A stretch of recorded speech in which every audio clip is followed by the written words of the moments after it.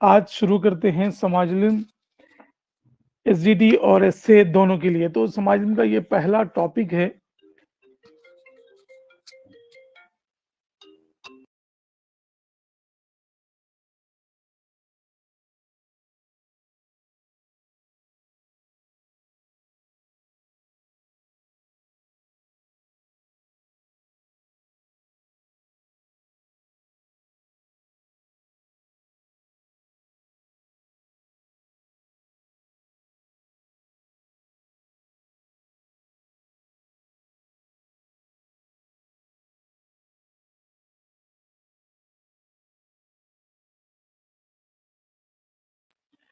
हाँ, तो चलिए पहला टॉपिक शुरू करते हैं जिसमें तारीख के हवाले से मौजूद है।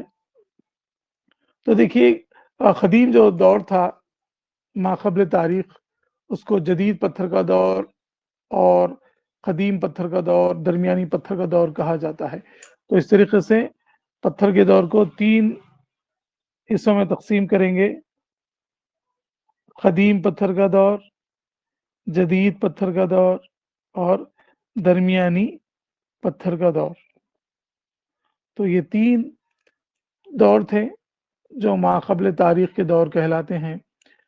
सबसे पहले जो पत्थर का क़दीम दौर शुरू हुआ, वो 2,50,000 से 10,000 क़ब्ल मसीह तक था। यानी ईसा अलैहिस्सलाम के आने से 10 साल पहले से लेकर 2,50,000 साल पहले के दौर को पत्थर का दौर कहेंगे, जब इंसान पत्थरों में, गारों में रहा करता था। तो इस दौर की जो सबसे ख़ास अहम बात थी, वो ये थी कि इस दौर में जानवरों को पालने की शुरुआत हुई। कब हुई? क़दीम पत्थर के दौर में जानवरों को लोग पालना शुरू करे, अपने साथ रखना शुरू करे। और कुम्हार के पहिए की दरियाफ्त, तो ये जो पहिए पहिए की दरियाफ्त हुई, इसी से दुनिया की तरक्की तेज़ हो गई। तो इम्तिहान में जो सवाल आता, आग की दरियाफ्त के बारे में आता, कुम्हार के पहिए की दरियाफ्त के बारे में आता और जानवरों को पालने के बारे में आता। तो जानवरों को पालने की जो शुरुआत हुई, वो जदीद पत्थर के दौर में हुई और कुम्हार के पहिए की भी जो दरियाफ्त थी, वो भी जदीद पत्थर के दौर में हुई। यानी ये 2 भी, कौन-सा? जानवरों को पालना और साथ ही साथ कुम्हार के पहिए की जो दरियाफ्त हुई, ये सभी जदीद पत्थर के दौर में हुई। अब क़दीम पत्थर का दौर 10,000 क़ब्ल मसीह तक था। तो उसके बाद जो वस्ती पत्थर का दौर है, यानी दरमियानी पत्थर का दौर, जो जदीद पत्थर के दौर से पहले और क़दीम दौर पत्थर के दौर के बाद का जो पीरियड है, उसको हम कहेंगे वस्ती पत्थर का दौर या दरमियानी पत्थर का दौर, जो 8,000 क़ब्ल मसीह से 10,000 क़ब्ल मसीह तक था। इसमें जो सबसे अहम चीज़ हुई, वो हुई आग की इजाद। क्या हुआ? आग की इजाद हुई। कौन से दौर में? दरमियानी पत्थर के दौर में या वस्ती पत्थर के दौर में। ये था 8,000 से 10,000 क़ब्ल मसीह का दौर। अब उसके बाद आया तीसरा दौर, जो था जदीद पत्थर का दौर, जिसको इंग्लिश में कहेंगे नियोलिथिक एज। इस जदीद पत्थर के दौर का जो वक़्फ़ा था, जो पीरियड था, 1000 क़ब्ल मसीह से 6000 क़ब्ल मसीह तक, यानी ईसा अलैहिस्सलाम के आने से 1000 साल पहले से 6000 साल पहले तक का जो दौर था, वो जदीद पत्थर का दौर था। तो इस तरीके से पत्थर के दौर को 3 अदवार में तक़सीम किया जा सकता है। क़दीम पत्थर का दौर, 10,000 क़ब्ल मसीह से पहले तक का दौर, जिसमें जानवरों को पालना और कुम्हार के पहिए की दरियाफ्त हुई। उसके बाद आया दरमियानी पत्थर का दौर, जो 8,000 क़ब्ल मसीह से 10,000 क़ब्ल मसीह के दरमियान था। यानी ईसा अलैहिस्सलाम आने से 8,000 साल पहले का दौर। उसके बाद आया जदीद पत्थर का दौर, नियोलिथिक एज, जिसको हम कहेंगे, इसका वक़्फ़ा जो था 1000 क़ब्ल मसीह से 6000 क़ब्ल मसीह तक था। तो इस तरीके से ये 3 अदवार थे माक़ाबिल तारीख में। कदीम पत्थर के दौर को पैलियोलिथिक एज भी कहा जाता है। पैलियो के माने हैं कदीम और लिथियो के माने हैं पत्थर का दौर। लिथी के माने हैं पत्थर के। जदीद पत्थर के दौर में लोग क्या करने लगे, दरियाओं के किनारे रहने लगे। पहले पत्थर के दौर में गारों में रहते थे। जदीद पत्थर के दौर में क्या करने लगे लोग, दरिया के किनारे रिहायश पजीर होने लगे, लिबास का इस्तेमाल करने लगे। औरतें धागा काटती, सूती और ऊनी कपड़े, जेवर का इस्तेमाल हुआ। तो जेवर का इस्तेमाल, कपड़ों का इस्तेमाल और रिहायश, ये सब का सब जदीद पत्थर के दौर की इजाद है। कदीम पत्थर के दौर में जानवरों का पालना, कुम्हार का पहिया। दरमियानी पत्थर के दौर में आग का जलाना और जदीद पत्थर के दौर में ज़िराअत, लिबास और कपड़े, ये 3 चीज़ें हुई। हिंदुस्तान के बहुत से इलाकों में लोग आबाद थे, तो उसमें जो अहम मुकामात थे, ब्रह्मगिरी, सिंगाना, कालोलो, उटनूर। ये उटनूर जो है आदिलाबाद का एक मुकाम है। आदिलाबाद जाते वक्त आप निर्मल से रास्ते में राइट साइड एक टर्न आता जो उटनूर को जाता रास्ता। टिपकाली, मास्की, ये पत्थर के जदीद दौर के मुकामात की खुदवाई की गई इन मुकामात पर। तो उससे मालूम हुआ कि जनूबी हिंदुस्तान में उटनूर ऐसा मुकाम था जहाँ पर सबसे कदीम ज़माने के लोग आबाद थे। तो तेलंगाना की हद तक उटनूर जो है जदीद पत्थर के दौर के मुकामात है ये। यानी ईसा अलैहिस्सलाम के आने से पहले भी लोग इस उटनूर मुकाम पर रहते थे। धात के दौर की शुरुआत हुई 5000 क़ब्ल मसीह से और जो पहली धात इस्तेमाल करा इंसान वो थी तांबा। कौन सी धात इस्तेमाल करे? तांबा इस्तेमाल करे, पहली धात। लोहे से नावाकिफ थे लोग बहुत ज़माने तक। तो इब्तिदाई जो लोग थे इंसान अपने बर्तन बनाने के लिए तांबा और जस्त ये दोनों को मिलाकर अपने बर्तन बनाते थे, जिसे कांसे का दौर का नाम दिया गया। यानी जब इंसान तांबा और जस्त मिलाकर बर्तन तैयार करने लगे तो उस दौर को कांसे का दौर कहा गया और ये दौर था 5000 क़ब्ल मसीह में। द्राविड़ी, आर्यंस और द्राविडियंस है ना, तो द्राविड़ी पहले लोग हैं जिन्होंने धातों का इस्तेमाल किया और ये द्राविड़ी ही हिंदुस्तान के असली बाशिंदे हैं। बकिया जो आर्या समाज के लोग हैं ये मध्य एशिया यानी वस्त एशिया से हिंदुस्तान आकर आबाद हुए। आर्या समाज में ब्राह्मण और जितने भी हिंदुओं की ऊंची जात है वो लोग आते हैं। द्राविड़ी असल हिंदुस्तानी है। द्राविड़ी वो पहले लोग हैं जो धात का इस्तेमाल करें। कदीम पत्थर के दौर में लोग एक जगह आबाद नहीं होते थे दरियाओं के किनारे, क्योंकि नए पत्थर के दौर में दरियाओं के किनारे आबाद होना शुरू करे थे। तो खाना बदोश जिंदगी जो थी वो कदीम पत्थर के दौर में थी। कदीम पत्थर के दौर में लोग खाना बदोश, कुछ दिन यहाँ रह लिए, कुछ दिन वहां रह लिए, इस तरीके से। ये लोग जो जेवरात इस्तेमाल करते थे सीपियां और हड्डियों से बना के कदीम पत्थर के दौर में लोग इस्तेमाल करते थे। पत्थर के दौर के बाद जो इजाद हुआ वो है आग। कब हुई? माँ बाद पत्थर का दौर यानी कदीम दौर, वस्त पत्थर का दौर, जदीद पत्थर का दौर, ये सब हो गए बाद आग की इजाद हुई जदीद पत्थर के दौर के बाद। कुमार के पहिए की दरियाफ्त जदीद पत्थर के दौर में हुई। पॉइंट नंबर 3 में क्लियरली लिखा हुआ है, आप देखिएगा, तवज्जो से सुनिए और तवज्जो से स्क्रीन पर देखिए आप, ताकि दोबारा आपको पढ़ने की जरूरत ना पड़े, दिमाग में इंपॉर्टेंट पॉइंट्स बैठ जाएं। अब उसके बाद आग की जो दरियाफ्त हुई माँ बाद पत्थर के दौर के बाद हुई, जदीद पत्थर के दौर के बाद हालिया इजाद है। हिंदुस्तान में पत्थर के कदीम दौर के औजार जो पाए गए सिंध की वादी में पाए गए। क्या मिले? औजार मिले। उनके इस्तेमाल में होने वाले जो टूल्स थे वो पाए गए। अब बताइए किसी को इसमें डाउट है क्या? ये 15 पॉइंट्स में नहीं है तो आगे बढ़ेंगे इत्मीनान से। ये आपको दरसी कुतुब में किताबों में अब नहीं मिलते ये नोट्स पूरे। कुछ डाउट है? नहीं है तो आगे बढ़ेंगे। स्क्रीनशॉट ले लेना, जिम्मेदारी आपकी है। चलिए मैं नेक्स्ट पेज की तरफ जा रहा हूं।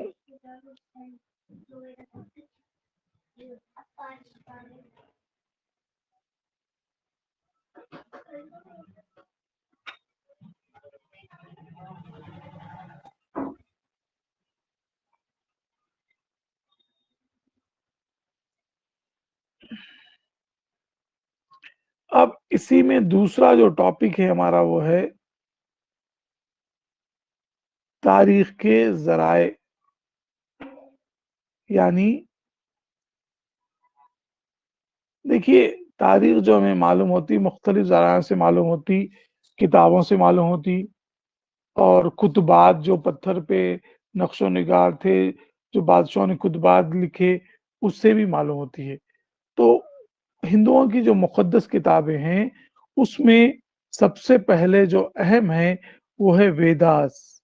4 वेद है ना? 4 वेद है। उसके बाद उनकी बात वेदास के बाद पुराणास आते हैं। तो ये जो वेद है, इसमें 4 वेद है, अथर्ववेद, ऋग्वेद, यजुर्वेद और सामवेद। तो चलिए देखेंगे इसी के बारे में। अथर्ववेद हमें तहज़ीबी पहलुओं में होने वाली तरक्की के बारे में बताते हैं। किसके बारे में? तहज़ीबी पहलुओं में होने वाली तरक्की के बारे में।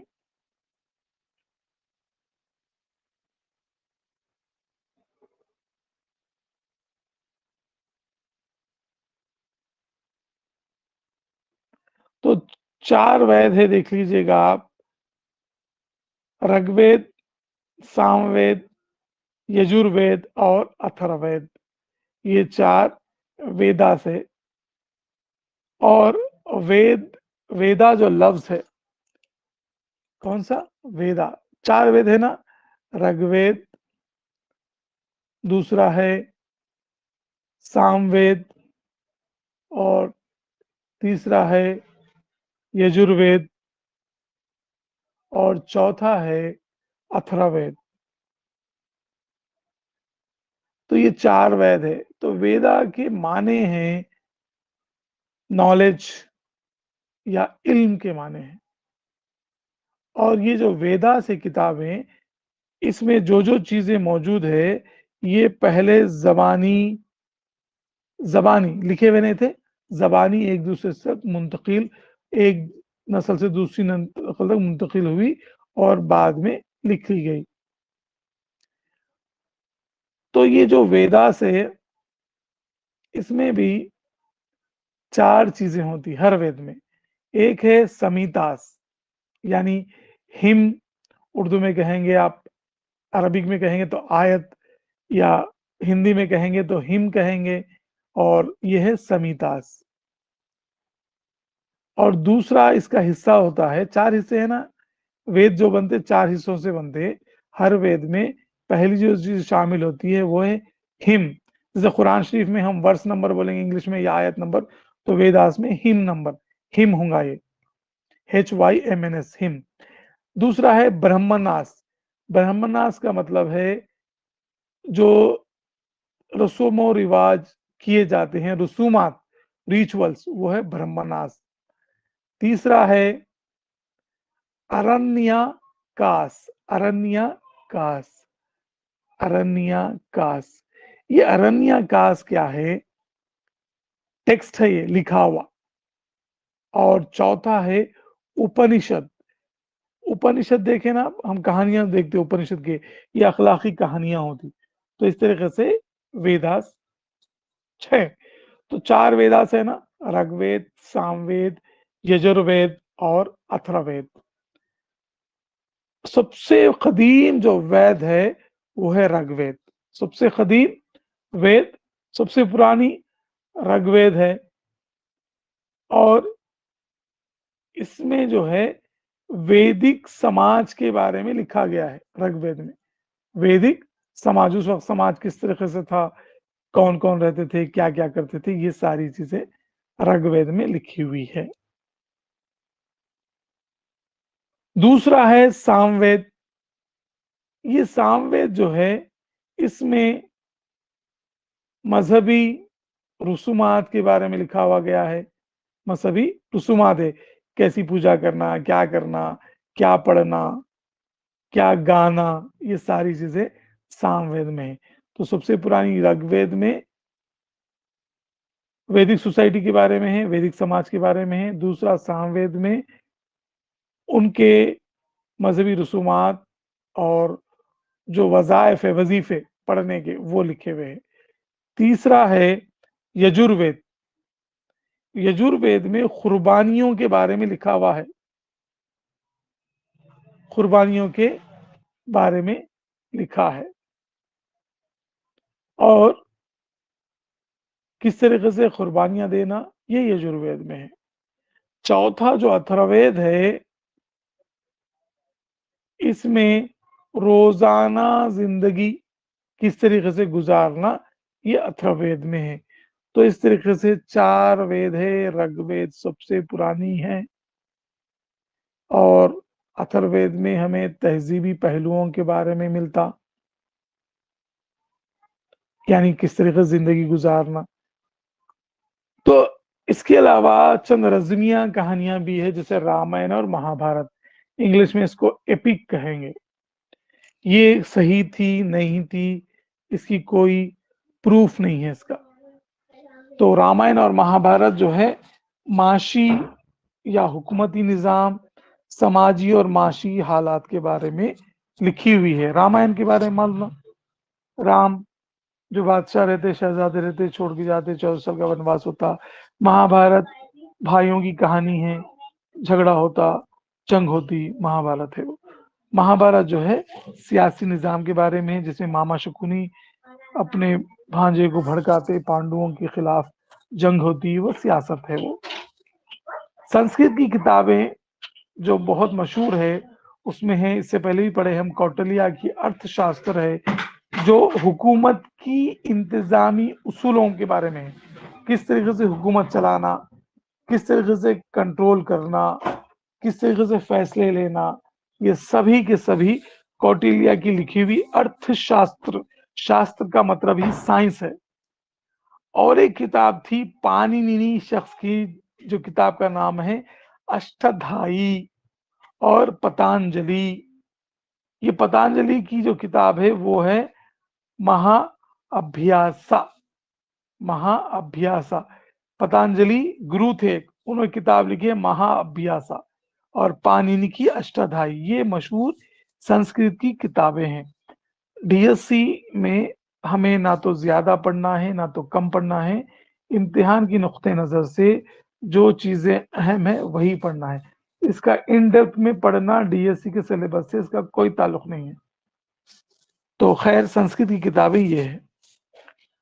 एक राजा है कलहिन, उसने एक किताब लिखी जिसका नाम है राज तरंगिणी। ये संस्कृत ज़बान की पहली तारीख की किताब है। हिस्ट्री जो संस्कृत में लिखी गई, ये किताब में लिखी गई, जिसको लिखने वाले शख्स है कलहिन, और वो किताब का नाम है राज तरंगिणी। और एक डिक्शनरी थी, संस्कृत की पहली डिक्शनरी, उस डिक्शनरी का नाम है अनावृक्षम। वृक्षम का मतलब है दरख्त, अनावृक्षम अल्फाज का दरख्त, डिक्शनरी, लुगत। ये संस्कृत की पहली डिक्शनरी लिखने वाला शख्स था अमर सिम्हा। अमर सिम्हा नामी शख्स ने संस्कृत की पहली डिक्शनरी लिखी।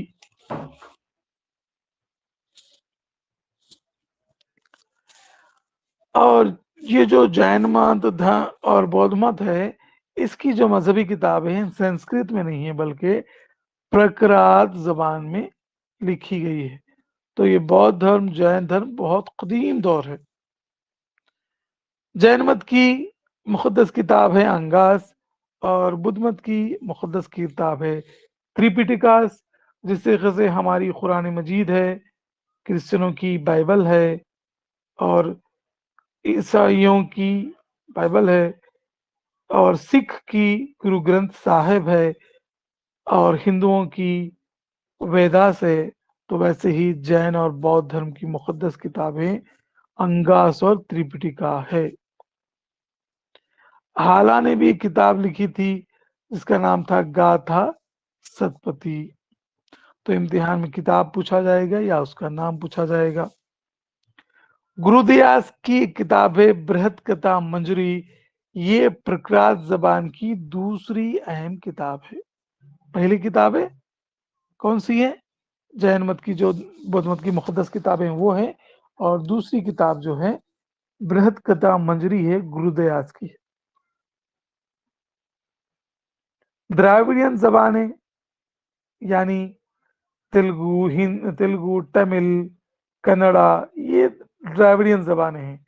ये द्राविडियन ज़बानों में शिल्पादि विक्रम और मणि मेखला, ये दोनों की किताबें संगम दौर के बारे में बयान करती है। ये द्राविडियन है। कन्नड़ी ज़बान की, इससे पहले सवाल आया डीएससी में, कन्नड़ी ज़बान की जो किताब है कवि राजमार्ग, कवि राजमार्ग, जिसके मुसन्निफ हैं निरुपथंगा, निरुपथंगा की लिखी हुई किताब है कवि राजमार्ग। उसी तरीके से पंपा की किताब है विक्रम अर्जुन विजयम, विक्रम अर्जुन विजयम। ये जो पंपा की किताब है ये दक्कन कल्चर की किताब है। दक्कन हमारा इलाका जो है ना, यहाँ के कल्चर के बारे में पंपा की किताब है विक्रम अर्जुन विजयम, विक्रम और अर्जुन की जीत।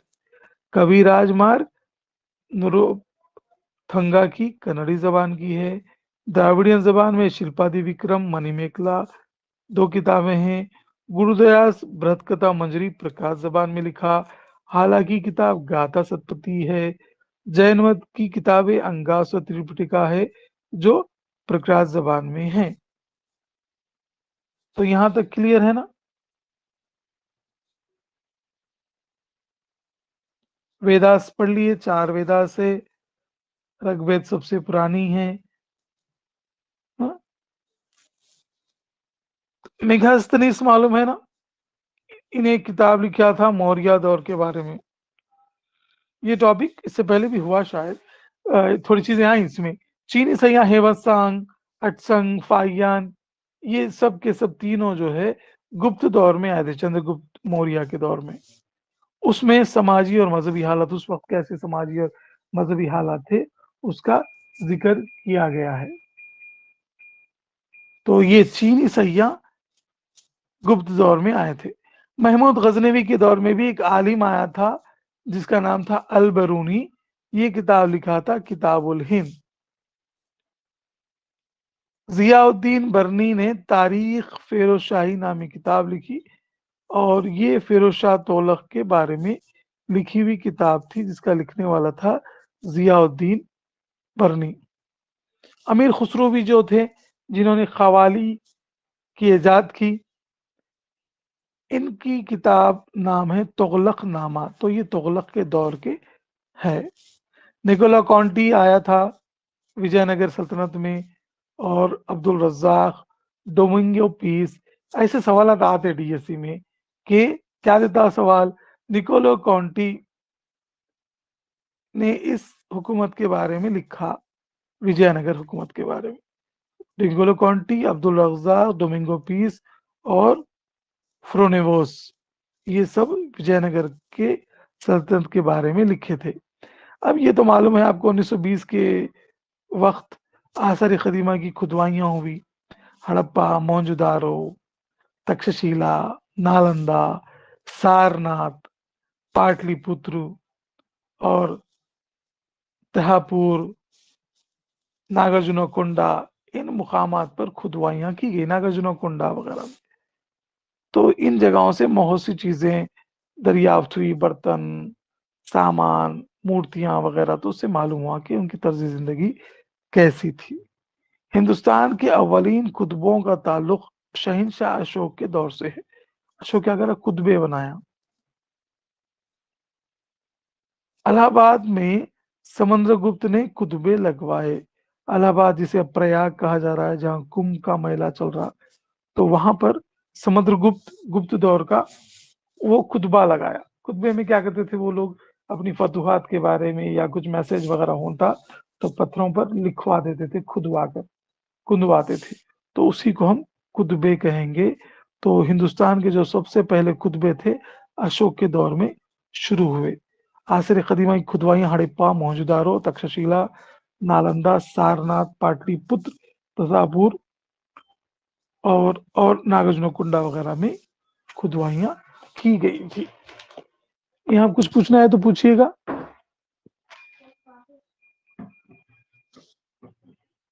नहीं है तो चलिए आगे बढ़ते हैं।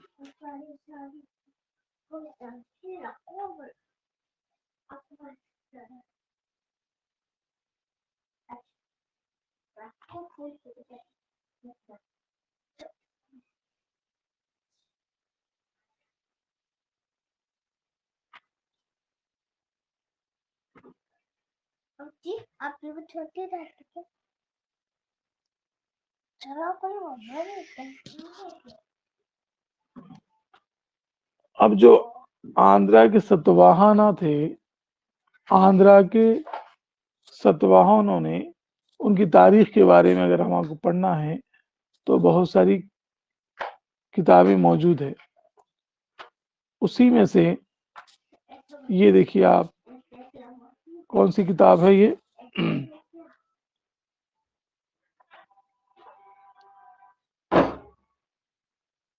हाँ, तो आंध्रा के सतवाहनों की तारीखी कुतबे जो थे, नागा घाट में दीनी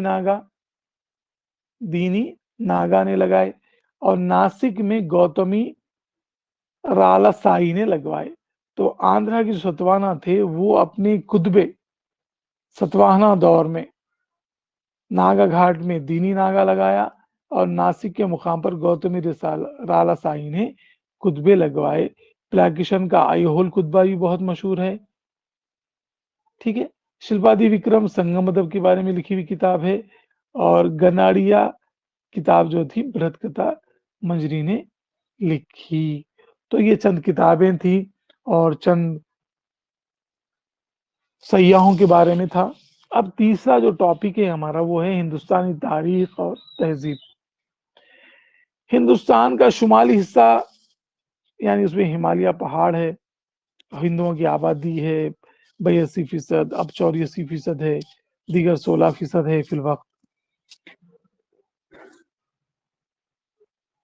हिंदुस्तान में बोली जाने वाली जबानें बहुत सारी है, 1652 जबानें और बोलियां हिंदुस्तान में बोली जाती है। उसमें से चंद जबानों को ऑफिशियल स्टेटस मिला। तो जुमला जो स्टेटस मिला, बताइए कोई कितनी है?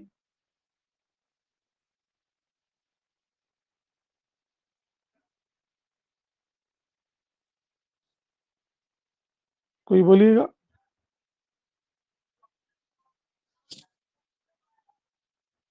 22 जबानों को, क्या है 22, वेरी गुड, 22 जबानों को ऑफिशियल स्टेटस दिया गया है। और हिंदुस्तान की खास बात है ना ये, तो university unity in diversity, Hindustan की मुल्फियत खसूसियात इख्तिलाफ में इत्तेहाद। मुख्तलिफ ज़बान के, मुख्तलिफ बोलियों के, मुख्तलिफ तहजीब तमद्दुन के लोग यहाँ पर मौजूद है। हर 50-60 किलोमीटर दूर अगर चले जाएंगे आप तो यहाँ पर बोलियां, रहन सहन बदल जाता है। तो 22 जो जबानें हैं वो दस्तूर के 8वें शेड्यूल में लिखी हुई है। आसामी, बंगाली, बूढ़ो, डोंगरी, गुजराती, हिंदी, कन्नड़ा, कश्मीरी, कोंकणी, मैथिली, मलयालम, ये एक बार आप देख लीजिए 22 जबानें कौन कौन सी हैं। वादी सिंध की तहजीब दरियाफ्त हुई थी 1922 में। हड़प्पा और मोहनजोदारो जो है 3000 कबल मसीह के शहर है ये। सिंध में लोथाल और धोलावीरा गुजरात में, कालीबंगन राजस्थान में, ये बंदरगाहें हैं। कहाँ पर? सिंध में जो थी लोथाल थी बंदरगाह उस जमाने में, धोलावीरा गुजरात की बंदरगाह है, और कालीबंगन, ये कालीबंगन का सवाल इससे पहले डीएससी में आया था। बंदरगाह देता, रियासत का नाम पूछता। सिंध की तहजीब की खास बात क्या है? शहरी मंसूबाबंदी, इतनी कुशादा सड़कें थी वहां पर, ड्रेनेज का बेहतरीन इंतजाम, और ग्रेट बाथ, बड़ा बाथरूम वगैरह, ये सिंध की तहजीब की खास बात है। ग्रेट बाथ जो था ना, वो मोहनजोदाड़ो में पाया गया। हड़प्पा और मोहनजोदाड़ो 2 शहर है सिंध की तहजीब के, 2 अहम शहर, हड़प्पा और मोहनजोदाड़ो। मोहनजोदाड़ो में ग्रेट बाथ मिला, जो पक्की ईंटों से बनाया हुआ बड़ा बाथरूम था। चीन की दीवार मालूम ना आपको? 2400 साल कबल मंगोलों के हमलों से बचने के लिए बनाई गई थी, जिसकी लंबाई 6400 किलोमीटर है। ये दीवार जो है चांद पर से भी नजर आती, इतनी बड़ी दीवार है ये। कौन सी दीवारें? चीन, 6400 साल पहले दीवारें चीन बनाई गई थी मंगोलों से बचने के लिए। तो ये जो दीवारें चीन बनाई गई थी, कौन बनाए थे? कोई किसी को याद है तो बोलिएगा, कौन सा बादशाह के जमाने में बनी थी ये बनी थी queen she Huang. Queen she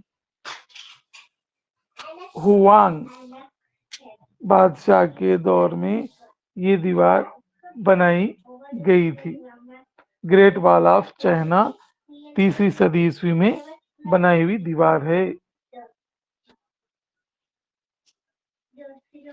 2000 साल तक तकरीबन ये दीवार को लोग बनाते रहे, मेंटेन करते रहे। ठीक है, तो क्वीन शी हुआंग बादशाह के दौर में great wall of China, great wall है, बड़ी दीवार है, दुश्मनों से बचने के वास्ते चाइना के तरफ एक दीवार बनाए थे, जिसको ग्रेट वॉल ऑफ चाइना बोलते। आप लोग कभी नहीं सुने क्या? मेहरून निसा, ये सारी चीजें पुरानी हैं। China wall, great wall of China, China की दीवार वगैरह सब पुरानी है। हड़प्पा के लोगों में खानदान या कबीले का निजाम था, एक जगह मिलकर रहते थे ये लोग। मोहनजोदाड़ो ग्रेट बात के लिए मशहूर है, और हड़प्पा में खानदानी निजाम था, जैसे अब हमारे पास है। वादिये सिंध के लोग जो थे लोहे से नावाकिफ थे, लोहे का इस्तेमाल नहीं करते थे, क्योंकि हम देखे तांबे का इस्तेमाल ज्यादा था।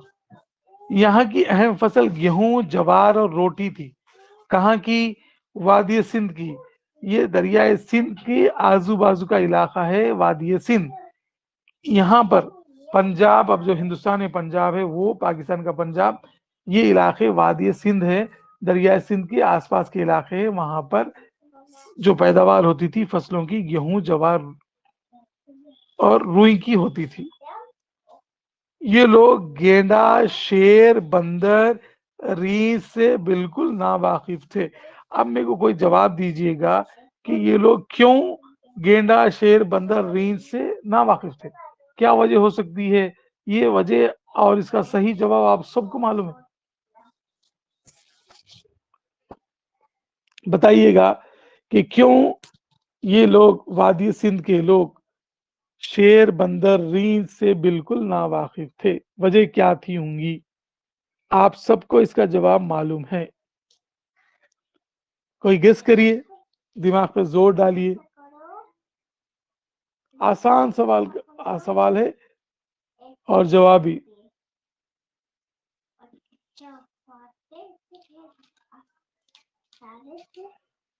शहरों में रहते थे, गलत जवाब। क्या आप शहर में रहते तो क्या आप शेर नहीं देखे, बंदर नहीं देखे, आप रीछ नहीं देखे कभी? अच्छा ये बताइए मेरे को आप कि गेंडा, शेर, बंदर, रीछ ऐसे जानवर कौन से जंगलात में पाए जाते? जंगलात की किस्में है ना, तो किस किस्म के जंगलात में ये जानवर पाए जाते।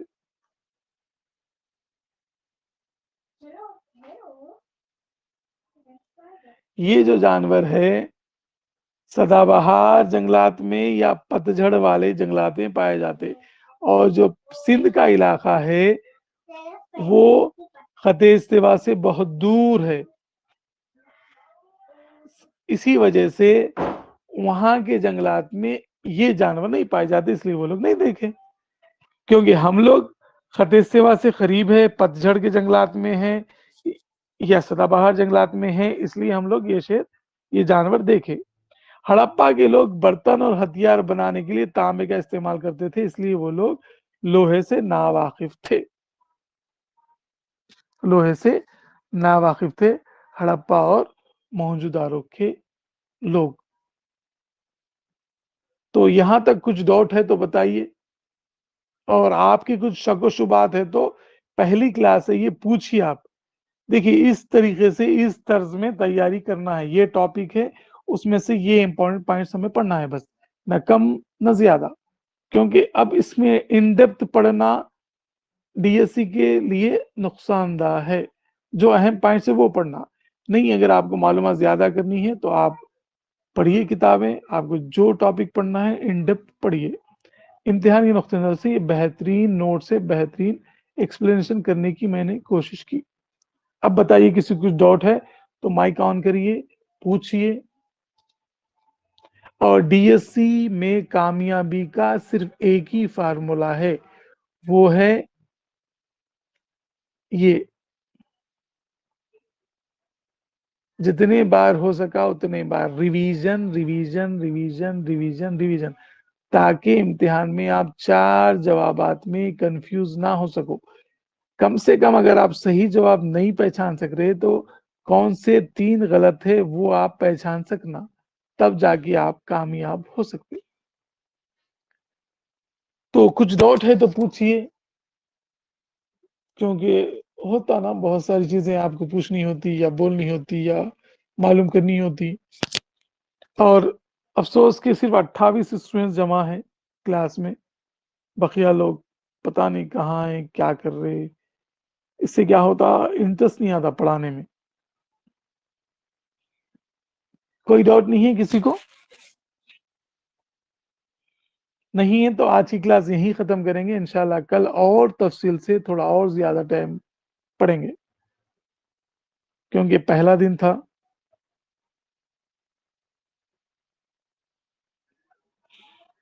हाँ तो ऐसे पढ़िए, नोट्स स्क्रीनशॉट ले लीजिएगा, नोट्स नोट्स बार बार मत पूछिएगा।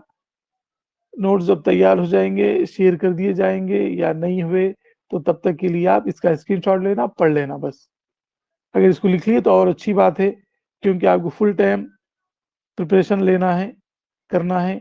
पार्ट टाइम से कुछ नहीं होता। देखिए आप अगर 6 महीने अपने नहीं है समझिए किसी एग्जाम के पीछे सर्व कर दिए तो आपको जॉब आसानी से मिलती नहीं।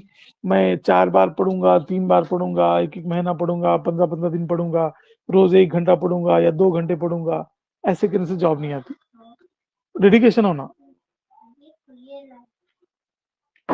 हड़प्पा और मोहनजोदारो 2 शहरों के नाम हैं। वादी सिंध के 2 शहर है, हड़प्पा और मोहनजोदारो। दरियाए सिंध के किनारे 2 शहर थे, एक हड़प्पा और दूसरा मोहनजोदारो। ये 2 पुराने शहरों के नाम है। क्लियर हुआ ना डाउट? डीएससी कब रहता? जब सीएम के दिमाग में आया तब रहता। आप तैयार है? वो सबसे अहम चीज है, तैयार है या नहीं है। बहुत चांसेस है कि डीएससी मार्च अप्रैल में हो, ये ज्यादा चांसेस है। मगर शर्त यह है कि आपकी तैयारी 100% होना जरूरी है। डीएससी कब भी होने दो, जॉब आप कब आ रही वो बोलिए आप, उस इरादे से पढ़िए, वैसे पढ़िए। ठीक है मिसबा नूरिन, चलिए ठीक है, इजाजत दीजिए, अल्लाह हाफिज।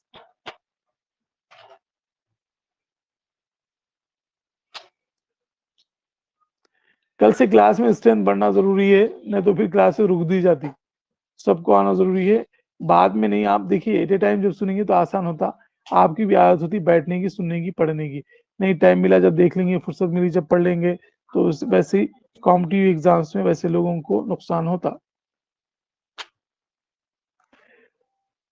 23rd ये जो है ना प्लैगिशन, ये प्लैगिशन राजा है जिसका खुतबा था आई होल के मुकाम पर।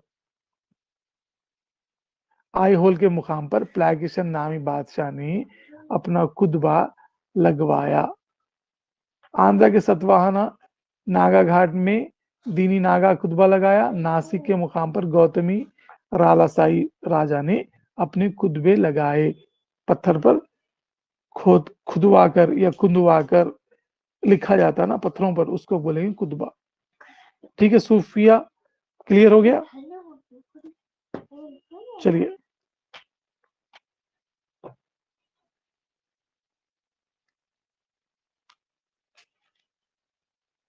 ठीक है, अल्लाह हाफिज।